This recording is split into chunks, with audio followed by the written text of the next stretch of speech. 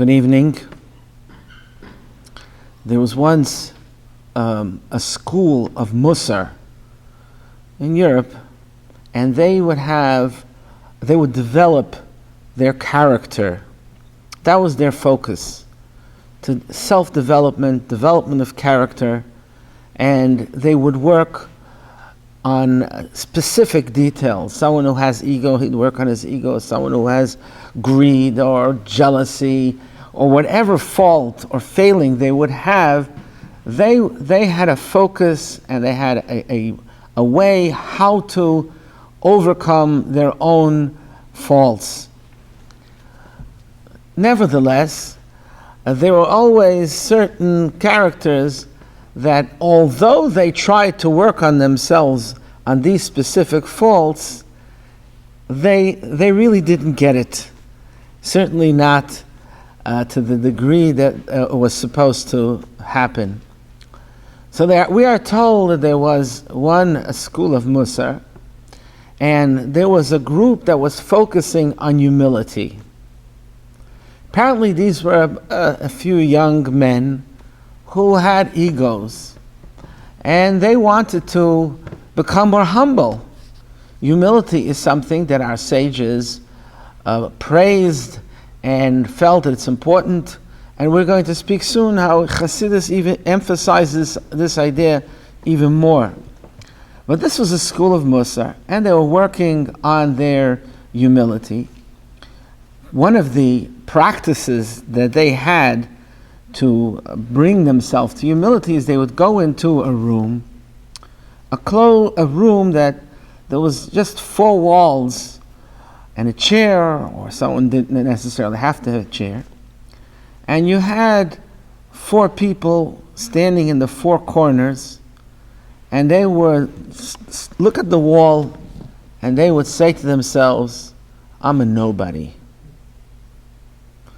And they would say that to themselves, think about it, meditate about it, and they would carry that with them the rest of the day to bring themselves to humility.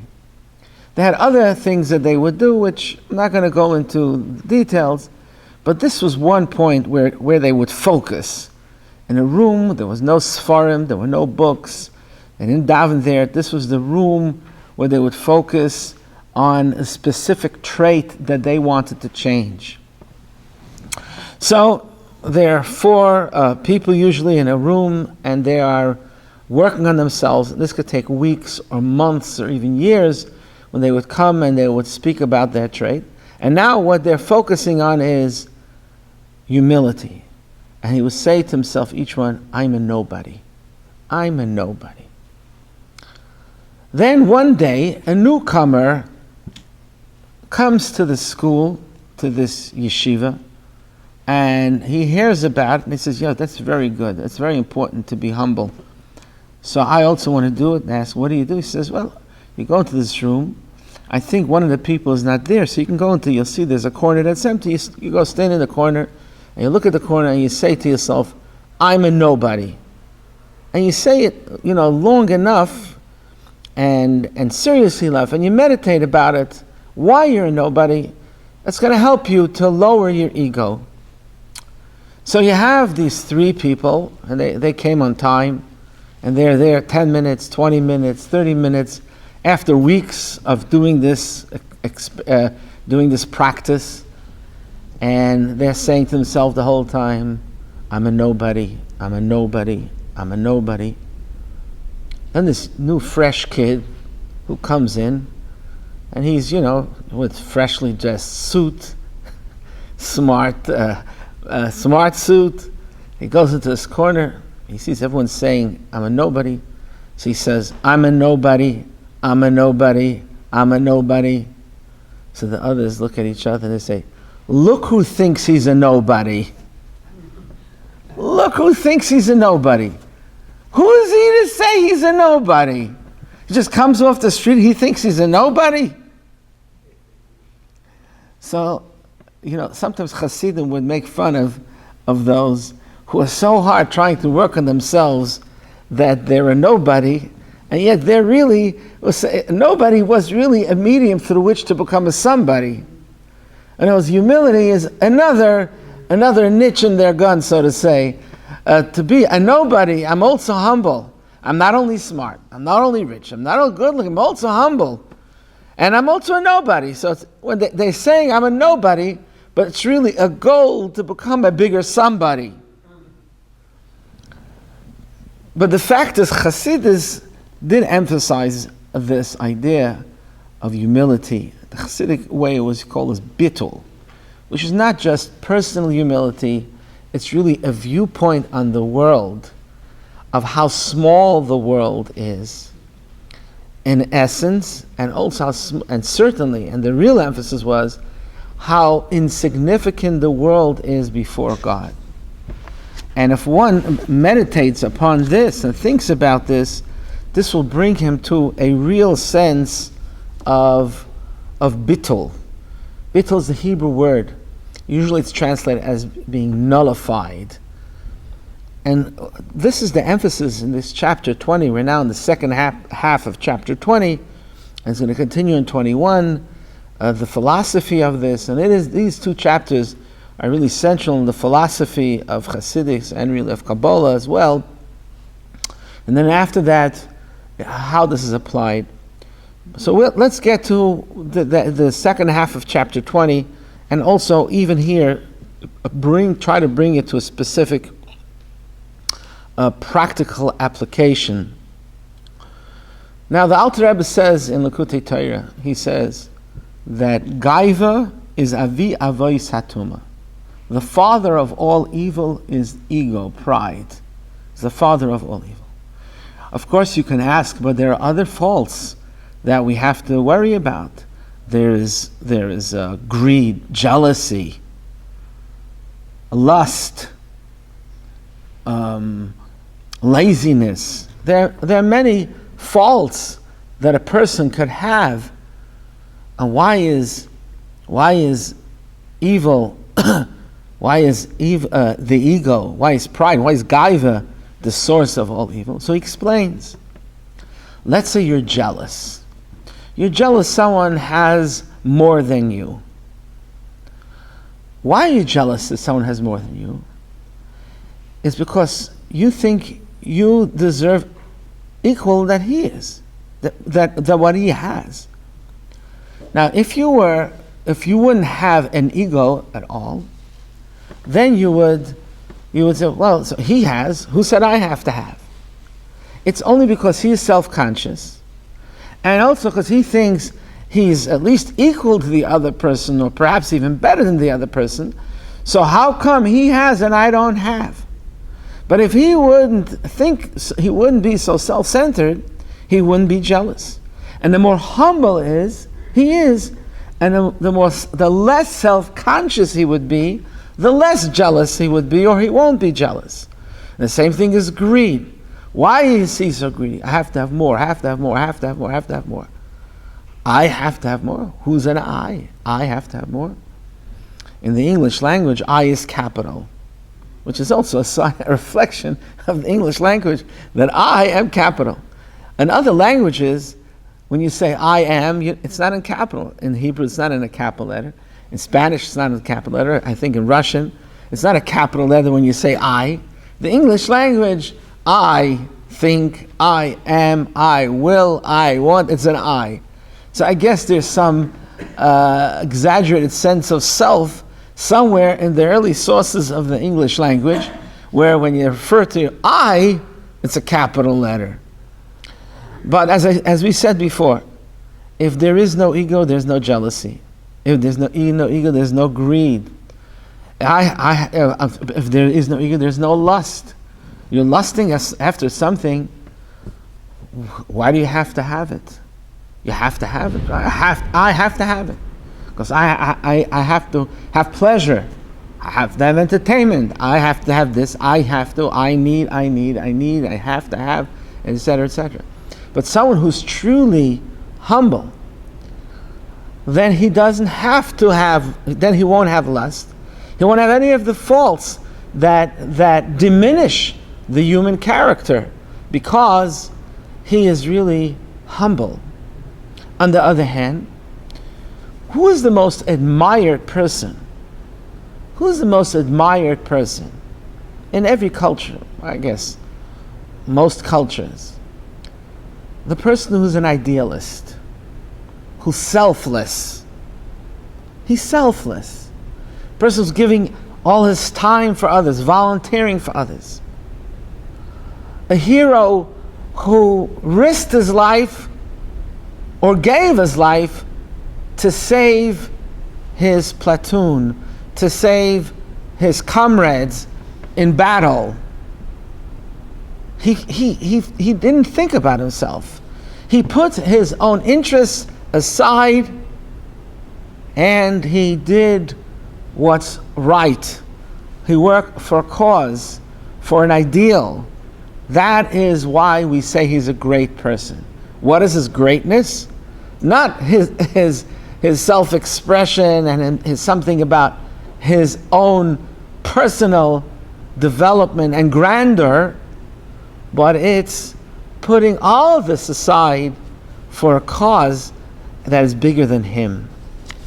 And this is what Chassidus calls Bittle. One of the main points of Chassidus is that a person should bring himself to a state of Bittle, which means he recognizes his own significance. He recognizes the insignificance of the world. He recognized the insignificance of everything that we are racing for and chasing after in this world, how it's all really insignificant. And what is significant is only what is absolutely true. Truth is significant, and ultimately Hashem is significant. So if I want my life to have significance, then I should be busy and dedicated and doing things which Hashem wants us to do, which we connect with Hashem, and in that and in there we become part of something bigger than the significance that we thought we have with our own ego and so on. And this is if you emphasize in davening. In davening, there is the laws of davening are in the Shulchan Aruch, in the Code of Jewish Law. And most of the laws, almost all of the laws, speak about how you conduct yourself when you daven. What's obligatory, what's not obligatory, when you could answer someone else, when you have to completely concentrate on the davening, when you kiss your tefillin. All of these laws are in the davening. What time to start davening? How's the earliest time to start davening? What is the latest time to start davening? All of this is in the Code of Law. But there's the Mechaber of the Shulchan Aruch, Rabbi Yosef Karo. He writes one line in the beginning of the laws of davening, which really gives us much to think about. He says, before you start davening, you have to think of Gadlus Haboira V'Shiflus Ha'odam. 4 words. You have to think about the greatness of God, the awesomeness of God, and how small man is. And that's how you stand before Hashem. And Chassidus emphasizes this by teaching us what to think and how to think about the awesomeness of Hashem and how small man is before Hashem, and how big we become when the bigness and the greatness is not human, but it's godly. By becoming part of Hashem's plan, a partner with Hashem. Like the Gemara says, Nasa shutav lakadosh baruch hu b'ma'aseh b'reishis. You can be part of Hashem's plan in the creation, because Hashem didn't complete the world. He didn't complete any one of us. So Hashem gave us parents. Our parents gave birth to us. Hopefully, have all of our organs and limbs in order, and we have our health. And now Hashem says, You're just partially done. Now work on your character. Now make the world a holy place, the world around you and the world in you. And that is already a mission which is going to give you real significance, notwithstanding the otherwise insignificance that you have, which we're going to elaborate more about, and which we began in the first part of chapter 20.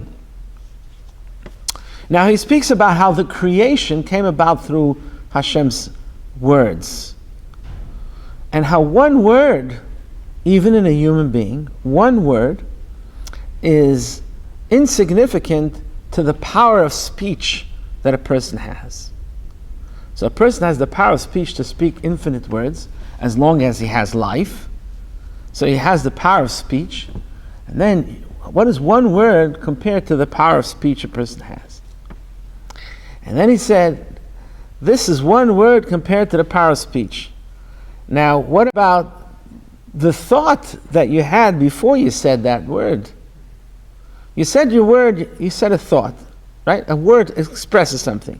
So I say Baruch, blessing. Blessing, I can say, how am I? Baruch Hashem, blessed Hashem.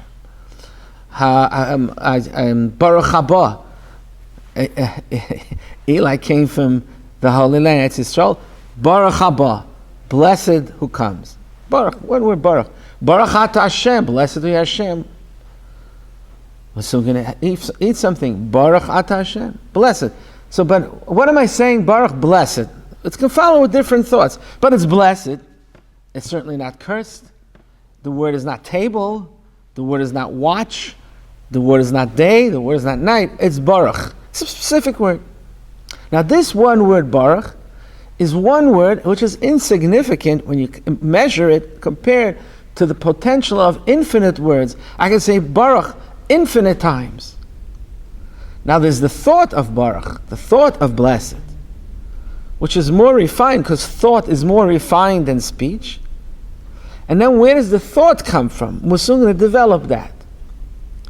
So how insignificant is that one speech that was uttered and heard to where the speech comes from in thought and in feelings and in the mind and in ideas and in the soul. I was doing some research. There are, in this galaxy, the Milky Way, 100 billion stars. So you have planet Earth. It's 100 billion. 100 billion that are bigger, or I don't know if they're smaller, but some of them are bigger than the sun, some of them are smaller than the sun.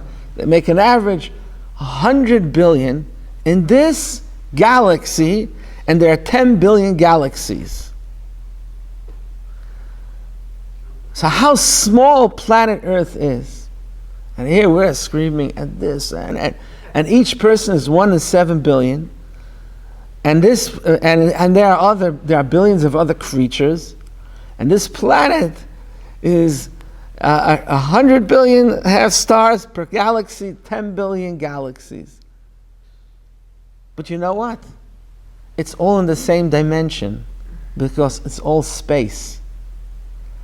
Person takes up space, and a planet takes up space, and galaxies takes up space. Its own space. I'm a somebody because I take up space. It's just the planet takes up more space. So the planet is bigger than me. But so I'm insignificant, 1 of 7 billion. But 1 of 7 billion is something. Well, the planet is in size bigger than me, but listen, I'm 5'6". But the planet is so many miles wide and the circumference and so on. But it still measures. Now the planet is one of 100 billion in this galaxy of stars. Well, I'm not going to stars, planets. I'm talking about the objects that are flying and existing in outer space. And then this is just this galaxy. Then there are another 10 billion galaxies. But each galaxy takes space. The scientists say this galaxy is here and that galaxy is there and this is beyond there and this is light years away.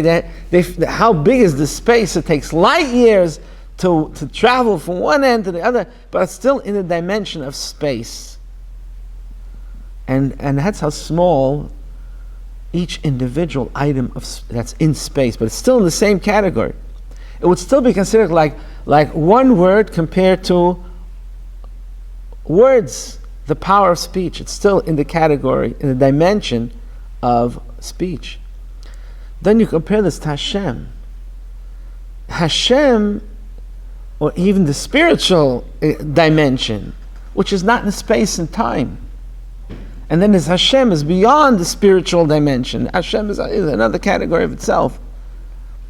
And we're saying that all of this speech which Hashem created the world, is really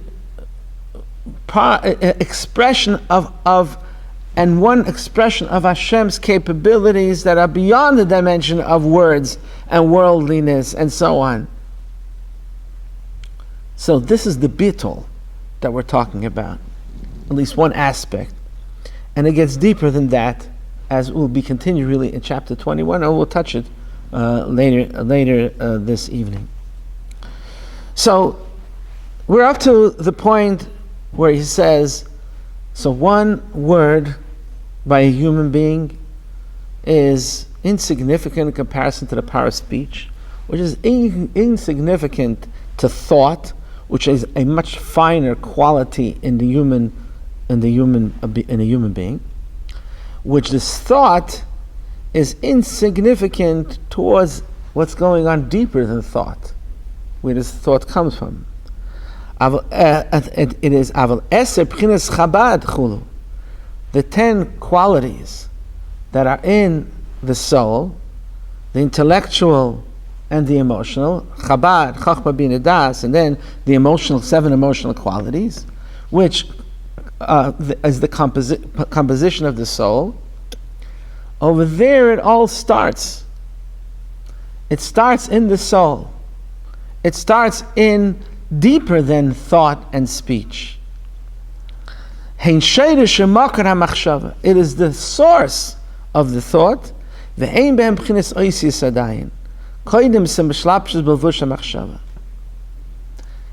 It's not defined yet when it's still in the soul itself. Speech is defined. The word baruch. It's a defined word. It means something specific. Then the thought of that is also defined. So we say that's already has letters.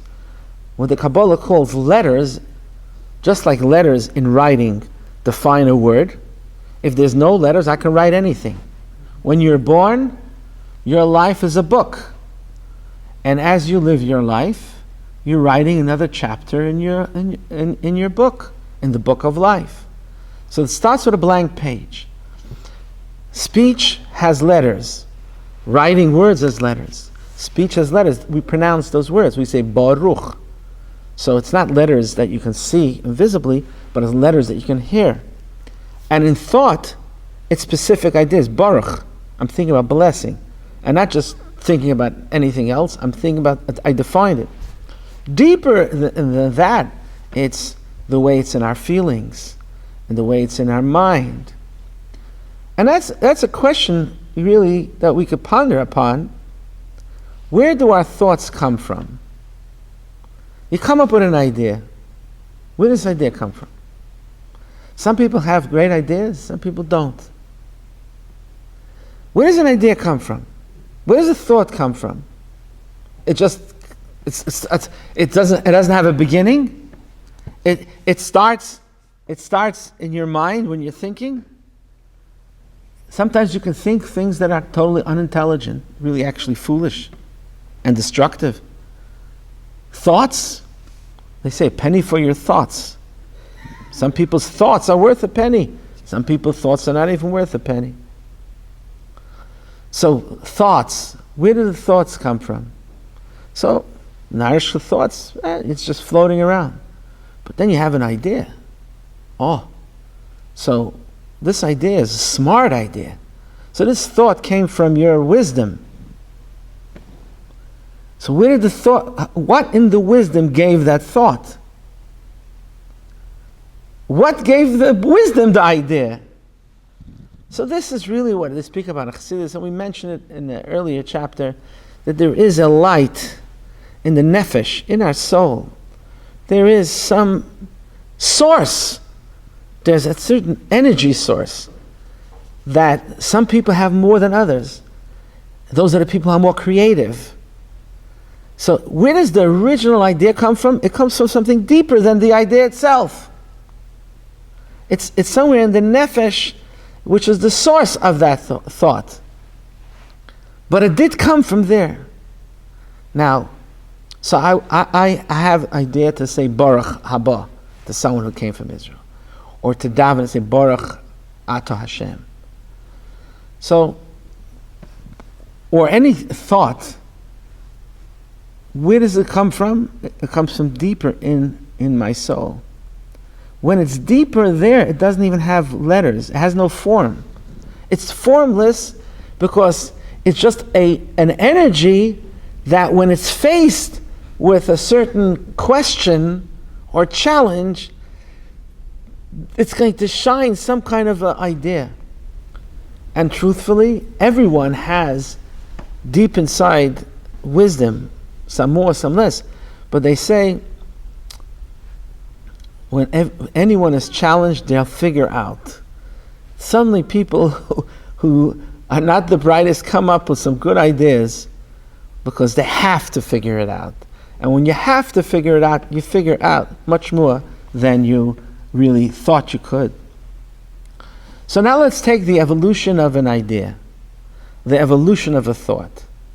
How does it begin? How is it developed? And we want to go from the source to the outcome, the speech. Now we're speaking about the human speech, but eventually we're going to get to Hashem's speech. And eventually we're going to get to understanding of how this world, which is from Hashem's speech, how it connects to Hashem, and how dependent and included we are in the godly energy that creates us. So, let's start with the human speech.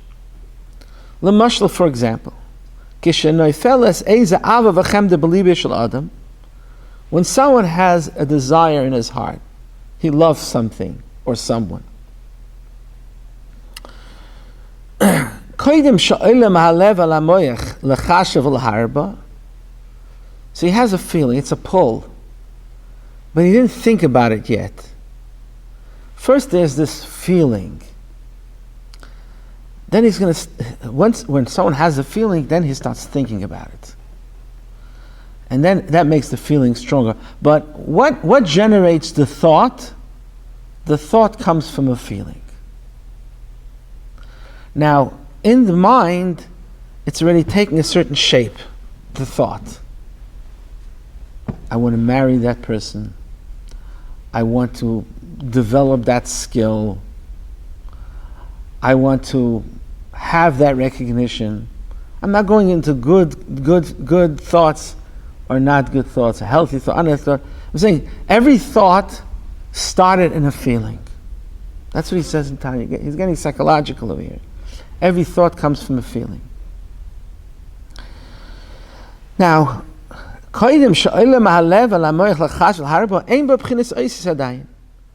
has no form, or what we call in Kabbalah letters.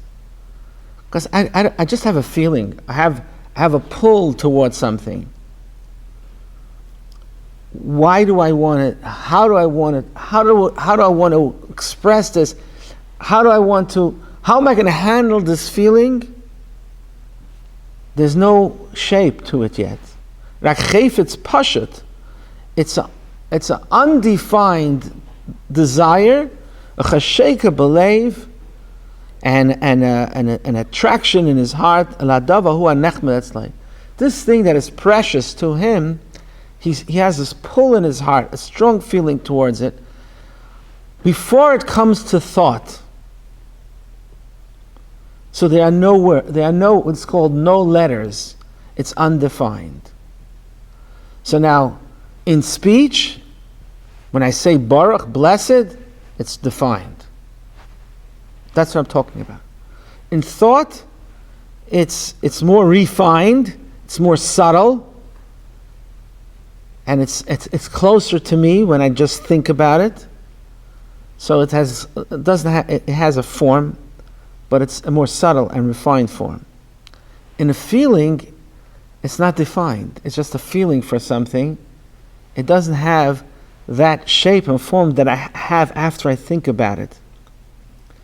Now, where does the feeling come from? Chassidus says feeling comes from the mind, from intelligence, not the mind, the intelligence. When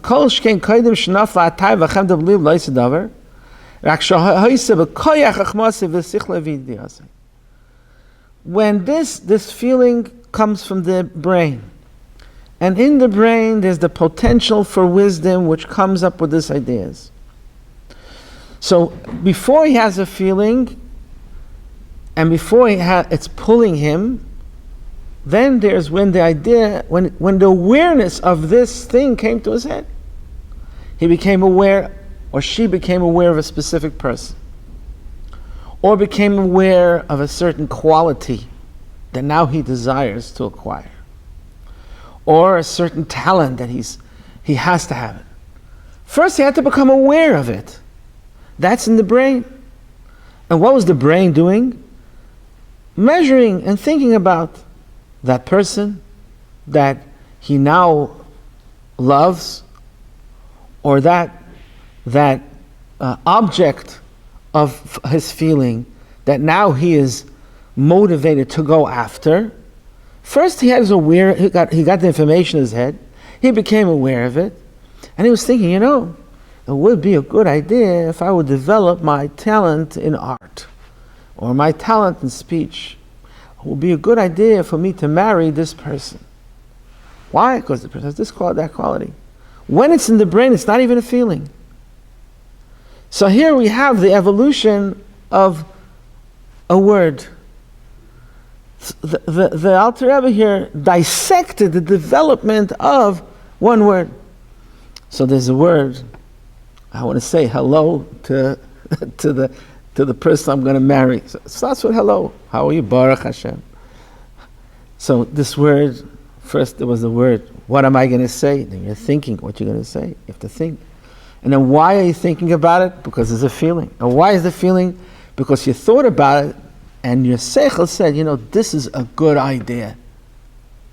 So it's first in the seichel, in the intelligence, then in the feeling, then in thought, then in speech.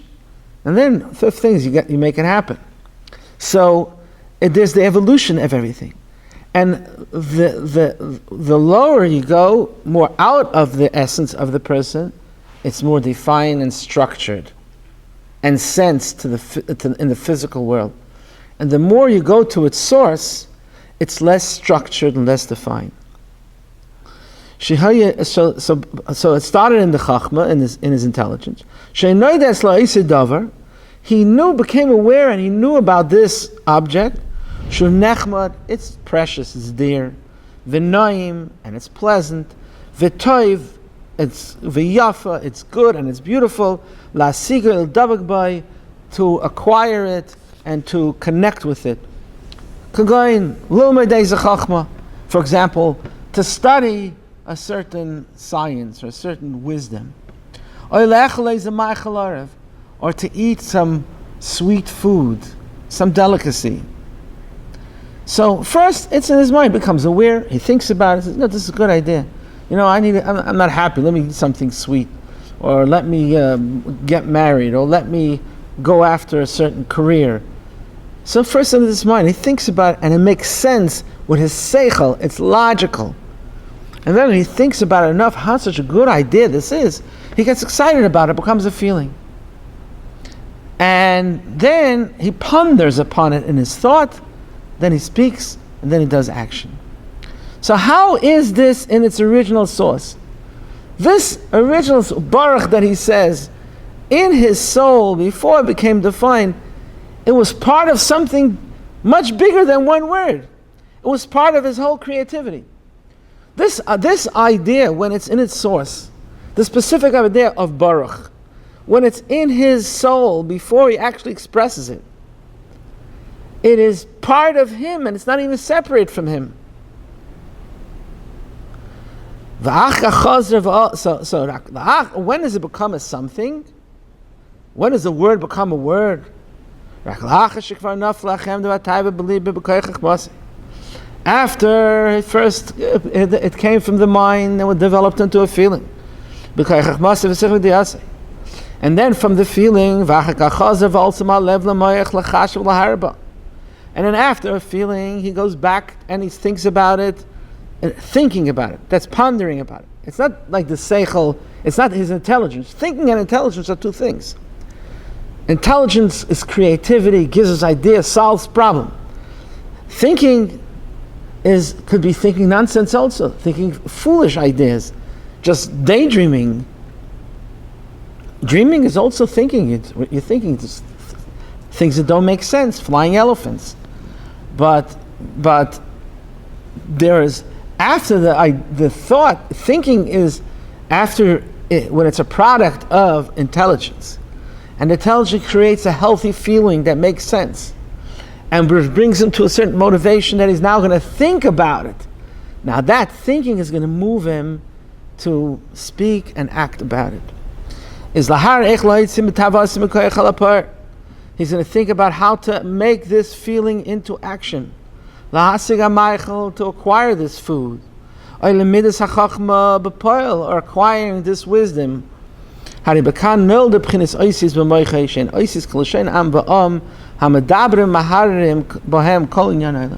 when speech comes. That's when you have clear words. And afterwards you're going to write a plan. You're going to ask an architect, let's make a plan, and then you're going to go build your house. Or actually study that chachma, or go after that food, that delicacy that you're so into. Now, this is an interesting psychological analysis of speech, but what does it have to do with Hashem? So we just completed chapter 20, and he's going to continue this in chapter 21, and I want to bring it to an application here, and that is this speech that Hashem created the world. That speech that he said, let there be light, let there be a world, the 10 sayings, the Asar Mamaris, with which he created the world, they are a world and exist when he said the words, right? But where did these words come from? Just like by a human being, words don't start from words. Words come from thoughts, and thought comes from feelings, and feeling comes from wisdom. So too, the words that Hashem created, with the words with which Hashem created the world, which are really the energy that's in the world, because as we said many times, Hashem doesn't have a deep bass voice and says, let there be light. It's an energy form. Like words are an expression. When I say Shalom Aleichem to somebody, so it's the words that count, it's the communication. I'm glad to see you. It's now, I'm showing friendship to you. It's not the words that I say.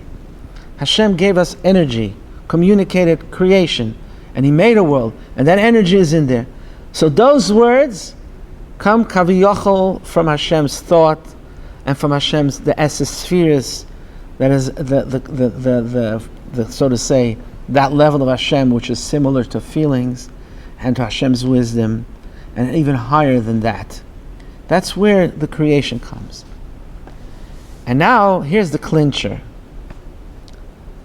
By us, when we say words, they already actually evolved and are a product that went out of their source. So when I say the word Baruch, it came out of my mouth. I said the word Baruch, you can hear it. It's no longer in my thought, Well, it's still in my thought because I'm thinking when I'm saying Baruch, but the word Baruch has already left my thought because you could hear it. Before I said it, you couldn't hear it. And certainly it left my feeling, because when it was a feeling, I didn't know how to say Baruch. I knew that I have good feelings toward you and I want to bless you, but it didn't come in the form of a thought of to say the word blessed. And it's certainly when it was an idea in my head, it was an idea that there's a good idea that I should do something of blessing towards you, but it was not in the same form as when I say the word Baruch that has sound waves and that you hear with your eardrums. So that's because the word left its source, and now we can hear it in this room. By Hashem, nothing leaves the source. Hashem is everywhere. Hashem is where He was before He created the world. Hashem fills the whole space. And the reality is, the words that Hashem said to create the world, it's as if those words are still in Hashem's thought, and still in Hashem's as if feelings, and in Hashem's mind and intelligence. Everything is included in Him. So therefore, we are in Hashem and one with Hashem. He's going to elaborate on this point and explain with this that there's nothing outside of Hashem, because the creation and the words are in their original source. Just like the idea of Baruch, when it was in a feeling and before that in the mind, where the creativity comes from, right? That's where it originally was. So then it's part of me, part and parcel of me, before I expressed it. By Hashem, everything, even after creation, is still part and parcel of Hashem, because Hashem is everywhere. It's only to our eyes, and this is a Kabbalistic concept of Tzimtzum, which he's going to elaborate in the next chapter, that we think and we feel as if we are outside of Hashem. That's because Hashem concealed Himself, that we shouldn't be aware that we really inside of Hashem, and as this world exists, it's a word that is still in its original source. Him and the source is one. Hu v'chachmasei echad. So therefore, where does it put us? That puts us in a place that could be very special, very precarious. Because if we are in Hashem and with Hashem, because we realize that our being is really insignificant. It's not only the insignificance of one human being in the planet, which the planet is part of hundreds of billions, 10 times 100 billion, 10 billion times 100 billion, right? A part of the whole universe that we know about with all the galaxies. It's 10 billion of 10 times 100 billion, and this is that's our planet, right? Which is still in the same dimension, but all this is insignificant. The whole space, which created by the 10 sayings, is all included in the words that are original source, in the thought of Hashem, the feelings of Hashem Kaviyachol, and the intelligence of Hashem, and even higher than that. So that feeling should make us feel, on one hand, very happy, because we are one with Hashem, and a person should never feel lonely. And this is the philosophical Kabbalah behind the teaching of Hashem, that a Yid should always be happy. It's not just happy. He shouldn't just, he should be happy because he drank or he smoked. He should be happy because wherever he is, he's not alone. This whole world is part of Hashem's creation, and it never left Him. The energy that makes the world never left Hashem. in a later page in Tanya, he says, for example, so I see this room. We're in shul. And I close my eyes. The image of this room is in my head. I see everyone sitting here. So this image is in my head. So I see all the people are sitting here, their faces. I close my eyes. I can still remember who's here, who's there. The faces are still there. They're in my head. Now, how did I fit this whole room in my head? How did it fit in my head? So you can ask. The room is, it's maybe 100 feet wide, whatever. How did I take 100 feet wide room and put in my head, which is, let's say, 5 inches wide, 4 inches wide, 5 inches wide? How did I do that? So no, it's an image. Okay. So I only have the image in my head. But the image is in my head. By Hashem, in his head, so to say, is the real reality. Because him thinking about the world made the world and makes the world.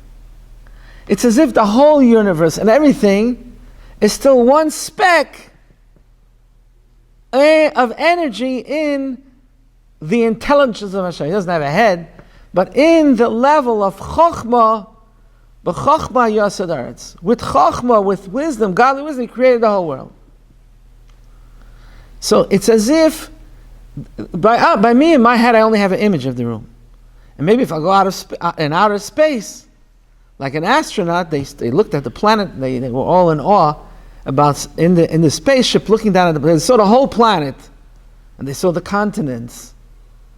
So the whole planet was in their head, but only an image. And it's a big image.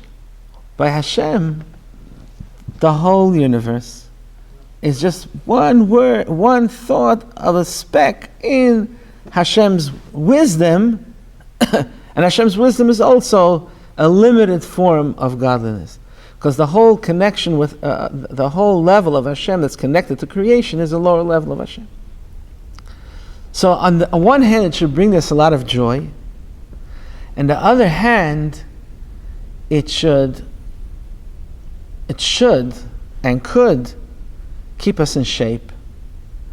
Because if I am so much in Hashem, and my whole significance is really, why do I count? Is because Hashem, notwithstanding that I am one of 7 billion, which this 7 billion planet is just one in tens of hundreds of billions, right? He wants me to put on tefillin in the morning. He wants me to learn Torah. He wants me to learn Torah in depth, to learn Gemara, to learn Chassidus, to learn Kabbalah, to learn and to do kindness, and to say good morning, to say thank you, to show appreciation, and to volunteer.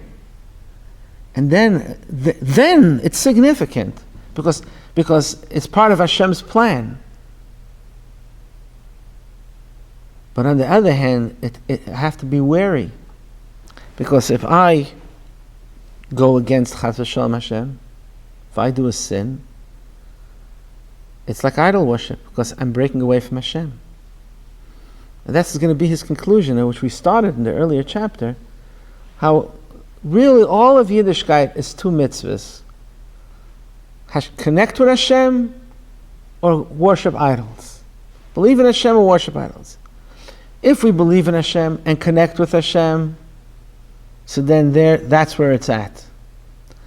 And if we do what we want to do, where our ego takes us away, so we're not recognizing the oneness of Hashem. We're not recognizing that really we are part of Hashem. And we're breaking away from that. So we're making ourselves as another God. If we recognize Hashem and we accept Hashem, we're living with Hashem, it's one thing. When I'm saying, I'm doing what I want to do, so then it's as if it's some kind of someone in his head He's not in control with the thoughts that have in his head. It's like some kind of that's a sickness in the head. If someone in the head, chas v'sholem, the brain cells are not working properly, and he's not in control, and the brain cells are going off on their own, that's sickness. It's a sickness. But here Hashem gave us free choice. And he says, Yid, I know you're insignificant. You know you're insignificant. But you're part of my plan. So you have a choice, but I'm giving you free choice.